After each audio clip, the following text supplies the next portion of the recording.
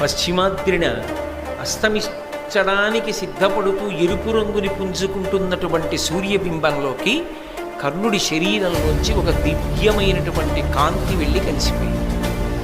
సూర్యభగవానుడు చూశాట ఆకాశంలోంచి, అబ్బా, నా అనుగ్రహాన్ని పొందినవాడు, నన్ను ఉపాసన చేసినవాడు, నా అంశలో వెలిగినవాడు, భారత యుద్ధానికి కారణమైనవాడు, ధర్మ సంస్థాపనకు నిజానికి పరమకారణమైనవాడు ఇవాళ యుద్ధభూమిలో పడిపోయాడు.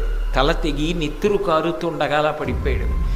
ఎవడు రథం మీద నిలబడి ఉండగా భార్గవాస్త్ర ప్రయోగం చేశాడో, ఎవడు పాండవ సైన్యాన్ని కాకావికలు చేశాడో, వాడు లేని రథం ఇప్పుడు మాత్రం ఆ చక్రం భూమి మీదకి మళ్ళీ మామూలుగా వచ్చేసింది అని.